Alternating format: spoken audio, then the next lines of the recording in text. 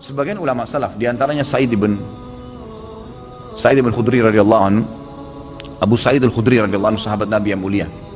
Beliau ini sudah sampai pada tingkat level di mana Ibnu Qayyim mengatakan level orang yang sholat itu ada 5. Level yang pertama, orang yang berdosa dengan sholatnya, kata beliau. Siapa ini orang yang berdosa? Orang yang sholat tidak sama sekali memberikan haknya. Ada orang sholat hanya karena disuruh oleh orang lain, hanya karena tidak enak, mau udu nggak udu terserah. Ini berdosa nih. Percuma dia sholat, dia berdosa. Karena di sini riya. Dan tidak ada hubungannya dengan Allah SWT, malah berdosa dengan sholatnya. Ada orang yang kedua, sholat tapi nggak dapat pahala. Dia tahu diperintahkan sama tapi tidak dapat pahala, karena dari awal takbir sampai salam semuanya mengkhayal. Ini orang yang percuma, nggak ada pahalanya. Masuk dalam sabda Nabi SAW, ada orang ya, yang hari kiamat diremuk-remuk sholatnya seperti pakaian kotor lalu dilemparkan ke wajahnya. Karena dari takbir sampai salam nggak ngerti apa yang dia lakukan. Untuk apa sholat kalau begitu? Allah nggak butuh sholat kita, ikhwani. Allah nggak butuh. Biar kita sholat khusyuknya luar biasa, sujudnya sampai berhari-hari nggak angkat kepala, tetap aja Allah nggak butuh dengan itu. Kata Nabi SAW dalam hadis qudsi, Allah SWT berfirman, wahai anak Adam, apapun yang kau kerjakan tidak akan bermanfaat bagiku dan aku akan kembalikan kepadamu. Itu amal kalian yang akan bermanfaat buat kalian sendiri, tidak ada manfaatnya buat saya. Kata Allah SWT hadis qudsi. Ini luar biasa, harus kita paham nih ya, tidak boleh salah dalam masalah-masalah seperti ini. Maka kita harus tahu bahwasanya sholat itu kita yang butuh dan bukan Allah Azza wa Jalla. Baik, Abu Sa'id al-Khudri, Ibnu Qayyim mengatakan tadi orang yang kedua adalah orang yang tidak dapat pahala sama sekali. Yang ketiga, orang yang dapat pahala tapi pahalanya pas-pasan. Ini sesuai dengan sabda Nabi SAW. Ada orang yang sholat tidak akan mendapatkan kecuali setengah pahala sholatnya. Ada orang yang sholat tidak dapat kecuali 1/10 dari sholatnya. Jadi kecil, ada pahala tapi kecil, lebih banyak menghayal daripada fokusnya. Yang keempat adalah orang yang sholat berusaha untuk fokus, gitu kan? Tetapi terkadang masih menghayal, masih terlintas. Maka ini lebih dominasi pahala yang dia dapatkan daripada hilangnya pahala. Karena kalau kita lagi baca Al-Quran atau kita lagi baca bacaan sholat, kemudian kita fokus, dapat konsentrasi, ikutin bacanya, dapat pahala terus per hurufnya, gitu kan? Pergerakan juga ada pahalanya. Tapi pada saat kita baca terus kita nggak sadar lagi menghayal, cuma lisan kita karena sudah terbiasa membaca, jadi ngucapin kena rutinitas, itu nggak ada pahalanya, gitu kan? Itu nggak ada pahalanya. Orang yang keempat ini adalah golongan orang yang dapat mayoritas pahala sholatnya, tapi masih ada yang hilang. Bedanya tadi dengan orang yang ketiga, mayoritas pahalanya hilang, cuma sedikit yang didapatkan, gitu kan? Terbalik. Yang kelima, ini yang luar biasa. Orang yang sholat, semuanya dari takbir sampai salam fokus. Bahkan kalau mereka sholat, mereka sudah lupa siapapun yang ada di sekitarnya. Mereka tidak perlu tahu tempat itu di mana mereka berada. Sampai pada tingkat itu. Abu Sa'id al-Khudri radhiyallahu anhu dikatakan dalam riwayat dan masuk dalam poin yang kelima ini. Jadi bukan jangan antum jangan anda katakan oh susah orang kalau fokus sholat, itu nggak ada susahnya. Asal dia mau, dia tahu dulu nilainya kadar sholat itu. Abu Sa'id al-Khudri berkata radhiyallahu anhu, saya pernah disuruh oleh Nabi SAW menjaga pasukan di malam hari dan Nabi SAW sedang tidur bersama dengan pasukan. Maka saya pun sholat di semak belukar. Pada saat saya lagi sholat, tiba-tiba ada mata-mata musuh dari jauh itu yang memanah ke arah saya dan tepatnya jatuh di jantung saya. Di tengah-tengah dadanya jatuh di jantungnya. Dia bilang lalu keluar darah. Tetapi pada saat itu saya sedang sangat menikmati surah Al-Kahfi yang saya baca, sehingga saya tidak merasakan perihnya dan sakitnya anak panah itu. Tetap baca surah Al-Kahfi dengan tenang. Al-Kahfi mengalahkan itu semua, gitu kan? Lalu kemudian dia berkata, mata-mata itu melepaskan lagi anak panah yang kedua.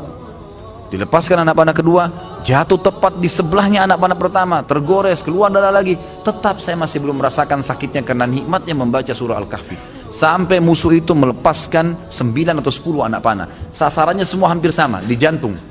Dia bilang, kalau bukan karena saya khawatir, ini sudah mulai berat, ini 10 anak panah di dadanya. Dia bilang, kalau bukan saya khawatir saya terbunuh dengan anak panah selanjutnya, kemudian Nabi SAW dan sahabat-sahabat yang lain akan dibunuh oleh musuh, demi Allah saya akan selesaikan sholat saya dengan surah Al-Kahfi. Tapi karena saya khawatir itu maka dia ruku. Dia bilang waktu saya ruku, kemungkinan mata-mata itu tahu kalau saya manusia. Tadi dia ragu, kemudian dia lari dan tidak jadi menyerang pasukan muslimin. Tapi saksi bahasan kita bukan masalah perangnya. Bagaimana Abu Sa'id al-Khudri bisa fokus sampai tidak merasakan sakitnya anak panah. Coba nih teman-teman di sini kalau digigit nyamuk, ya. Digigit nyamuk gimana tuh?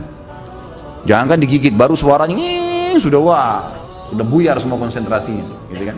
Seseorang di antara sahabat dan tabi'in dinukil dalam buku-buku tentang khusyuan salat, kumbang datang menggigit, menyengat dahi mereka, berdarah, mereka nggak bergerak, seperti batang pohon yang kokoh. Luar biasa. Karena mereka tahu sama siapa mereka berhadapan, gitu kan. Dan memang ini sudah menjadi tradisi mereka ya. Bagaimana jikalau kita sholat tapi memikirkan level-level sholat seperti yang Pak Ustadz rincikan dengan pembahasan barusan, apa tetap dapat pahala? Level-level sholat apanya mesti dibayangkan? Enggak, fokus bacaan saja, enggak usah bayangkan yang lain. Alhamdulillah Rabbil Alamin, fokus ucapan diucapkan, telinga kita mendengar, mata kita dibuka lihat tempat sujud. Udah, renungi maknanya. Kalau nggak ngerti maknanya, maka kita ikutin bacaannya. Alhamdulillah Rabbil Alamin, kita dengar dengan kuping kita, gitu kan. Ar-Rahmanir Rahim kita dengar. Masa kalau dengar musik bisa konsentrasi, dengar Quran tidak bisa, gitu ya. Jadi gitu, seperti itulah. Jadi nggak usah bayangin apa-apa, nggak usah bayangin apa-apa. Tadi ada yang bayangin kambing sama ayam apa segala, nggak perlu, gitu. Apakah level-level tipe sholat tersebut berkorelasi dengan level-level dosa yang telah kita lakukan? Dalam artian level 5 itu dosanya sedikit. Iya tentu saja, karena itu memang ada hadis Nabi SAW ya. Jadi dosa itu bisa menghambat rezeki dan bisa menghilangkan atau mengurangi konsentrasi kepada Allah SWT. Malasnya kita ibadah justru karena adanya dosa, salah satunya. Maka coba perbanyak istighfar, perbanyak istighfar. Saya punya pengalaman pribadi, pernah saya belajar waktu saya masih SMA kelas 3 di kota Madinah pada waktu itu tahun 1993. Kemudian saya di masjid kampus lagi menghafal materi balaghah. Memang agak sulit waktu itu materinya. Saya coba hafal nggak bisa, lupa terus. Saya juga kalau sholat, gitu kan, saya kadang-kadang tidak konsentrasi, lebih banyak menghayalnya. Subhanallah, ada teman dekat saya, Dr. Muhammad namanya, sekarang baru selesaikan S3 di dokternya. Adik kandungnya Dr. Sulaiman Rahili, sahabat dekat saya, gitu kan. Maka beliau datang ke saya dan mau mengajar. Waktu itu beliau tingkat 2 kuliah di kuliah hadis. Ngajar saya. Sebelum buka buku balaghah itu, saya dari asar ini sudah baca nggak faham-faham. Dari habis duhur malah. Pulang dari kelas ujian saya baca sampai menjelang isya belum faham. Habis isya dia datang ngajar saya. Terus saya tanya, "Akhi, apa sih sebenarnya penyebabnya? Saya kalau sholat nggak konsentrasi, baca buku nggak bisa hafal-hafal." Dia ucapin kalimat subhanallah menyentuh saya. Dia bilang, "Mungkin kamu masih punya dosa." Padahal waktu itu saya masih kelas 3 SMA, dan ini teman-teman perlu tahu ya, saya SMA-nya itu di Madinah. Di Madinah itu nggak ada bioskop, nggak ada karaoke, perempuan semua bercadar, pakai jilbab. Hiburan kami itu dulu kampus, Masjid Nabawi, gitu kan. Kalaupun kita masuk ke mall, ke pasar-pasar, nggak ada musik, beli kebutuhan, kemudian pulang ke kampus. Nggak ada celah yang kita katakan ada dosa kayak di Indonesia. Orang yang masya Allah SMA-nya di sini luar biasa kemana-mana. Tapi itu saja masih cukup membuat saya tidak bisa khusyuk gitu. Lalu dia bilang, "Coba akhi, ente istighfar kepada Allah SWT, kemudian coba sholat." Ya, kan?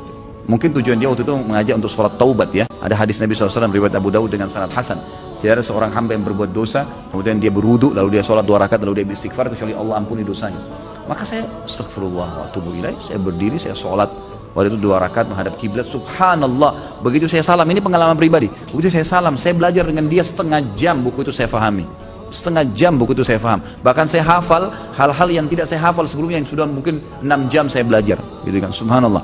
Saya jadikan patokan, ternyata memang dosa bisa jadi penghambat itu. Maka makin pekah, makin dekat dengan Allah SWT, maka makin berpengaruh kehusyuan tentunya.